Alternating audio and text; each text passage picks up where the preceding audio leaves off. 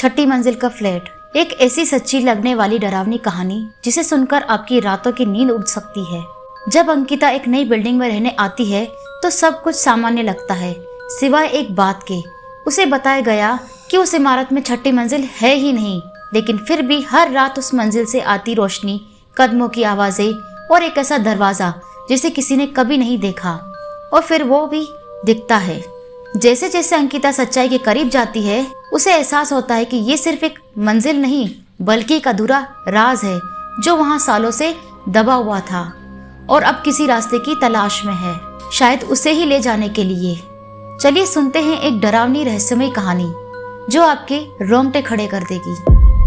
तो हेलो दोस्तों, आज फिर हम आ चुके हैं एक और नई दिलचस्प और डरावनी कहानी के साथ। तो चलिए बढ़ते हैं अपनी कहानी की ओर। उससे पहले आपसे एक रिक्वेस्ट है, अगर आप इस चैनल पर नए हैं तो प्लीज चैनल को सब्सक्राइब करें। तो बिना कोई देर किए शुरू करते हैं। अंकिता ने हाल ही में शहर के एक नए इलाके में एक रिहायशी सोसाइटी में फ्लैट किराए पर लिया। सोसाइटी नई बनी थी और बहुत ही आधुनिक सुविधाओं से लैस थी। सब कुछ सामान्य लग रहा था, लेकिन एक बात ने उसे चौंकाया। ये इमारत 7 मंजिला थी, लेकिन लिफ्ट और सीढ़ियों में सीधे 5वीं मंजिल के बाद 7वीं मंजिल आती थी। छठी मंजिल का कोई नामो निशान नहीं था। एक दिन उसने सोसाइटी के गार्ड से पूछा तो उसने कहा, मैम, छठी मंजिल कभी बनी ही नहीं। कुछ तकनीकी दिक्कतों के कारण उस फ्लोर का निर्माण नहीं किया गया। अंकिता को बात थोड़ी अजीब लगी, लेकिन उसने ज्यादा ध्यान नहीं दिया। पर कुछ दिनों बाद रात करीब 1 बजे उसने अपने फ्लैट की खिड़की से देखा कि ऊपर छठे फ्लोर से हल्की सी पीली रोशनी झलक रही थी। पहले तो उसने सोचा शायद कोई मजाक कर रहा होगा या कोई बिजली का प्रतिबिंब हो, लेकिन फिर रोशनी के साथ साथ उसे वहां से किसी के चलने की धीमी आवाजें भी आने लगी। जब अंकिता का मन विचलित होने लगा, अगली रात उसने तय किया कि वो देखेगी कि क्या सच में वहां कोई है। उसने अपने फोन की टॉर्च ऑन की और सीढ़ियों से ऊपर चढ़ने लगी। 5वीं मंजिल के बाद उसे दीवार दिखाई दी। जहाँ छठी मंजिल होनी चाहिए थी, वहाँ बस एक ठोस दीवार थी। लेकिन तभी उसके फोन की टॉर्च अजीब ढंग से टिमटिमाई और दीवार के बीचों बीच एक दरवाजा दिखाई दिया जो पहले नहीं था।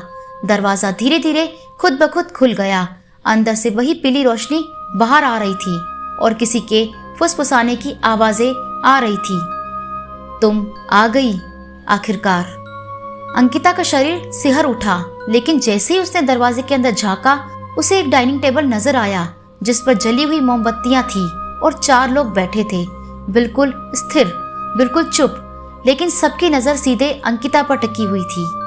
उसे ऐसा महसूस हुआ जैसे किसी अदृश्य ताकत ने उसका हाथ पकड़ लिया हो। वो धीरे धीरे अंदर खिंचती चली जा रही हो। अंकिता की सांसें तेज हो गई। उसका पूरा शरीर जैसे बर्फ हो गया था। चारों अजनबी अब धीरे धीरे मुस्कुराने लगे, लेकिन वो मुस्कान इंसानी नहीं थी। उसमें कुछ अजीब, कुछ गलत था। जैसे ही उसने पीछे मुड़कर भागने की कोशिश की, दरवाजा जोर से बंद हो गया। अब वो उस कमरे में अकेली नहीं थी। वो अजीब लोग एक एक करके उठने लगे।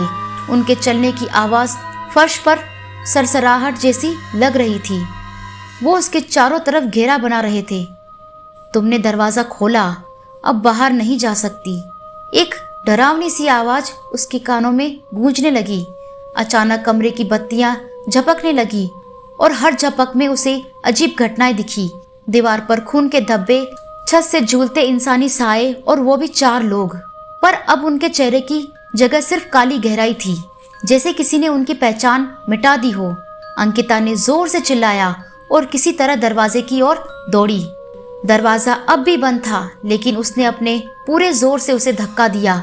एक जोरदार चीख के साथ दरवाजा खुला और वो बाहर गिर पड़ी सीढ़ियों पर। जब उसे होश आया तो वो सोसाइटी की चौकी में थी। गार्ड ने बताया कि उसे छठी मंजिल की तरफ सीढ़ियों के बीच बेहोश पड़ा पाया गया था। मैम, वहाँ कोई फ्लोर नहीं है। आप गई कहाँ थी? गार्ड की आंखों में डर था। अंकिता खामोश थी।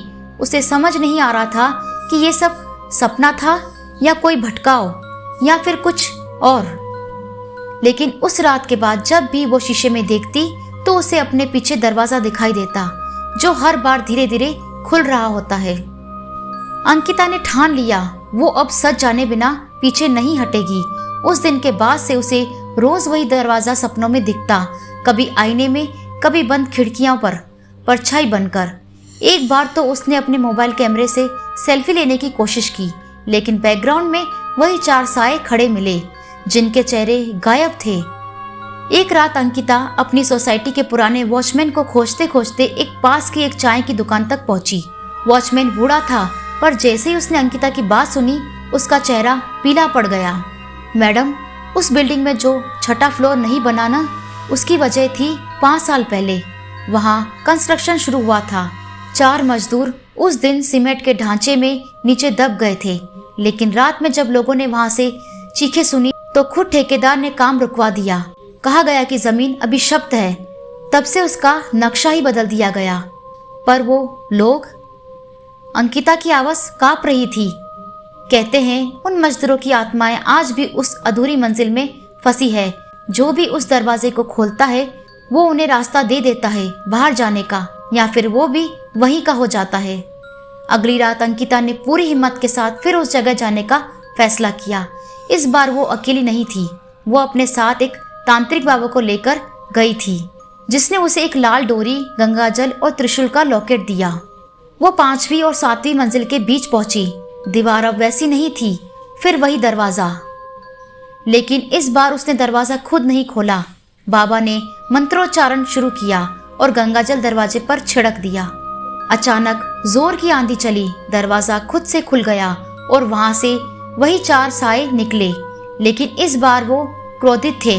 वो चिल्ला रहे थे, अब तुम भी हमारे साथ चलोगी। बाबा ने त्रिशूल उठाया और मंत्रों के साथ उन सायों को घेर लिया। आग की लपटों सी ऊर्जा चारों तरफ फैल गई। कमरे की दीवारें कांपने लगी। जैसे ही बाबा ने अंतिम मंत्र पूरा किया, चारों साए तेज रोशनी में बदलकर हवा में विलीन हो गए। दरवाजा अपने आप बंद हुआ और फिर गायब हो गया। उस दिन के बाद अंकिता को वो मंजिल, वो दरवाजा, वो साए नहीं दिखे, लेकिन आज भी वो अपनी बालकनी में 6ठी मंजिल की तरफ देखती है तो वहाँ कभी कभी 4 धुंधली परछाइयाँ खड़ी दिखाई देती है, बस खामोशी से उसे घूरते हुए। कुछ अधूरे किस्से हमेशा अधूरे ही रहते हैं।